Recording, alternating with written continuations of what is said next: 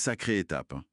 Et souvent, ça amène pas mal de questions sur comment gérer son argent différemment. Ah oui, c'est clair. On arrive avec nos habitudes françaises et on découvre d'autres façons de faire, d'autres produits. Exactement. Et la question qui revient vite, c'est est-ce que je continue à y parler à la française ou est-ce que je me lance dans ces fameux ETF Sparplan dont on entend parler ici? C'est tout à fait ça. L'idée aujourd'hui, c'est un peu de décortiquer les étapes clés, je dirais, pour bien gérer ses finances en Allemagne. On va commencer par la base, la sécurité, et puis voir comment on peut faire fructifier son argent avec les outils spécifiques d'ici. Super. Alors, cette base de sécurité, le fameux Notgroschen, c'est quoi exactement? C'est plus qu'un mot à la mode, j'imagine. Ah non, pas du tout. Le Notgroschen, c'est vraiment le filet de sécurité indispensable, le fonds d'urgence, quoi. C'est l'argent qui permet de faire face à un imprévu, une réparation de voiture, une chaudière qui lâche, sans devoir toucher à ses investissements ou pire, s'endetter. D'accord. C'est vraiment la base pour être serein. Exactement. La sérénité financière, ça commence par là. Et on met combien de côté pour ce Notgroschen, en général? On recommande souvent l'équivalent de 3 à 6 mois de dépenses fixes. Les dépenses incompressibles. Ok, 3 à 6 mois. Et on le met où, cet argent? Alors, l'outil parfait pour ça en Allemagne, c'est le Tagesgeldkonto. C'est un compte d'épargne sur livret, hyper simple. L'argent est disponible tout de suite et surtout, il n'y a pas de risque de perte en capital. Tagesgeldkonto, c'est un peu l'équivalent de nos livrets A, mais peut-être plus, en centrale ici. Oui, c'est ça. Le vieux Sparbook, lui, on l'oublie un peu. Il est moins pratique aujourd'hui. Le Tagesgeld, c'est vraiment l'outil pour ce matelas de sécurité. D'accord. Donc, Tagesgeldkonto pour la sécurité, c'est noté. Mais j'entends souvent dire qu'il ne faut pas y laisser tout son argent. Pourquoi ça? Précisément. C'est un super outil pour la sécurité, mais c'est pas une stratégie d'investissement à long terme. Le problème, ce sont les taux d'intérêt. Ah oui, Bah oui, même s'ils ont un peu remonté ces temps-ci, ils tournent autour de 2, peut-être 3% brut. Et ça, c'est souvent moins que l'inflation. ce qui veut dire que, concrètement, notre argent perd de sa valeur, même s'il rapporte un peu? Exactement. C'est ça, l'érosion monétaire. En fait, le pouvoir d'achat de cet argent diminue avec le temps. Ok, ça c'est important. Prenons un exemple simple, hein. Imaginez 10 000 euros sur un Tagesgeld pendant 10 ans.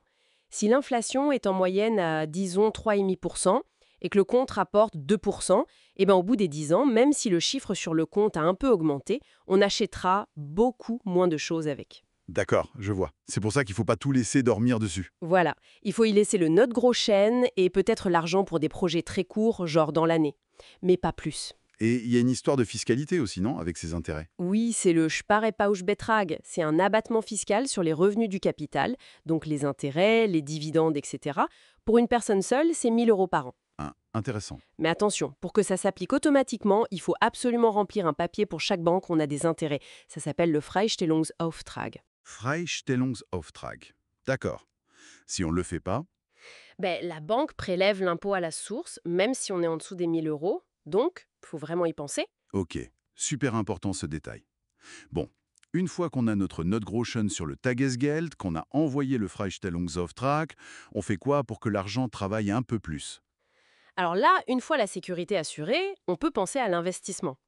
Et une option très populaire en Allemagne, c'est l'ETF Sparplan.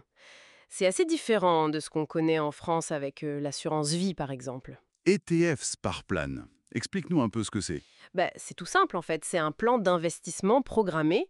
Chaque mois ou chaque trimestre, on investit une somme fixe, ça peut être 50 euros, 100 euros, ce qu'on veut, dans des ETF. Et les ETF, ce sont ces fonds qui suivent des indices boursiers, c'est ça? Exactement. Des fonds indiciels qui répliquent par exemple la performance du MSCI World qui couvre les actions des pays développés, ou parfois l'ACW qui inclut aussi les émergents. L'idée, c'est d'être très diversifié à moindre frais. Les avantages, ce serait quoi alors? Potentiel de rendement à long terme, diversification? C'est ça, potentiel de rendement via les marchés actions sur le long terme, diversification maximale et c'est très flexible. On peut commencer petit, augmenter, diminuer, arrêter. Et niveau impôt? C'est assez simple aussi. L'abattement de 1 000 euros, le Sparepauschbetrag, s'applique et au-delà, les gains nets sont taxés à un taux forfaitaire d'environ 25%. C'est l'Abgeltungssteuer. C'est plutôt prévisible. Très clair. Mais imaginons que quelqu'un ne soit pas très à l'aise avec les actions, ou qu'il ait un projet différent. L'immobilier, par exemple? L'immobilier, bien sûr, ça reste une option classique.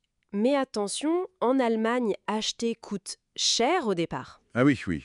Pourquoi? Il y a les frais de notaire, bien sûr, mais surtout la Grunderwerbsteuer, la taxe sur l'acquisition immobilière, qui varie pas mal selon les régions, et très souvent les frais d'agence, le Makler, qui peuvent être élevés.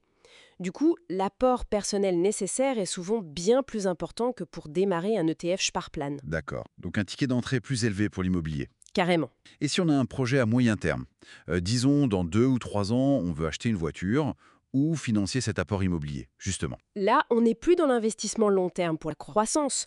On peut regarder du côté du Festgeld. C'est un dépôt à terme. On bloque l'argent pour une durée fixe avec un taux garanti. C'est sûr, mais bloqué. Festgeld. Ok. Et il y a aussi un truc très allemand, non?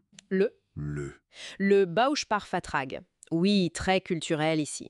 C'est un plan épargne-logement. L'idée historique, c'était d'épargner pour ensuite avoir un prêt immobilier à un taux garanti. C'est moins intéressant aujourd'hui avec les taux bas, mais ça reste une option pour certains profils très prudents ou pour sécuriser un taux futur. On trouve aussi des assurances-vie type fonds euro. Oui, les Lebensversicherung classiques, souvent axés sur la sécurité du capital, donc avec un rendement assez faible, un peu comme nos fonds euros, mais avec des structures et des frais parfois différents. Pour que ce soit plus parlant, prenons 2 exemples. Mettons Lucas, jeune salarié. Alors Lucas, il pourrait commencer par viser, disons, 3 000 € de notes gros chêne sur son Tagesgeld. Une fois qu'il a ça, hop, il peut lancer un ETF Sparplan. Peut-être 100 € par mois sur un ETF Monde pour construire son patrimoine sur le long terme. Simple et efficace. Et Yasmine, qui serait peut-être un peu moins à l'aise avec le risque ou qui a vraiment un projet immobilier en tête. Alors Yasmine, si son but c'est d'acheter dans quelques années et qu'elle veut de la stabilité, elle pourrait choisir un Bausparvertrag pour sécuriser un taux de prêt. À côté, elle pourrait mettre de l'argent sur un Festgeld ou une Lebensversicherung prudente. L'investissement en action viendrait peut-être plus tard pour elle. Ok, ça illustre bien les différentes approches. Et pour revenir à notre exemple des 10 000 € sur 10 ans. Sur le Tagesgeld, on a compris, on perd du pouvoir d'achat. Et avec un ETF Monde, si on regarde l'historique, Historiquement, sur 10 ans, un ETF Monde bien diversifié a généralement offert un rendement bien supérieur à l'inflation. Bien sûr, il faut toujours rappeler que les performances passées ne garantissent rien et qu'il y a des fluctuations, des risques, mais l'objectif c'est justement de viser une croissance réelle, au-delà de l'inflation. donc si on résume la démarche logique pour quelqu'un qui s'installe et veut bien gérer son argent en Allemagne. C'est une séquence en 3 temps, je dirais. 1, on construit sa base solide, la sécurité, avec le Notgroschen sur le Tagesgeldkonto. 2, on regarde ses objectifs à moyen terme. Si on en a, on choisit l'outil adapté, genre Festgeld, Bausparvertrag. Et 3, une fois que tout ça est en place, on met en route une stratégie de croissance pour le long terme. Ça peut être l'ETF Sparplan ou l'immobilier, selon son profil, ses moyens, son appétence au risque. Le message principal, c'est donc 1. Une fois la sécurité assurée, il faut agir. L'épargne qui dort trop longtemps sur des comptes qui rapportent peu, en fait, ça coûte de l'argent à cause de l'inflation. C'est exactement ça. Il faut se lancer, mais de manière réfléchie, en utilisant les outils et en comprenant un peu les règles spécifiques à l'Allemagne, notamment fiscales. L'épargne, ça se sécurise. L'investissement, ça construit. L'épargne sécurise, l'investissement construit. Bien résumé. Voilà. Le passage à l'action est clé, mais bien préparé. Et ça nous amène à une question pour une prochaine discussion peut-être. Une fois qu'on est prêt à investir pour le long terme, comment choisir, ici en Allemagne, en 2025, plutôt ETF Sparplan ou plutôt immobilier? Vaste sujet.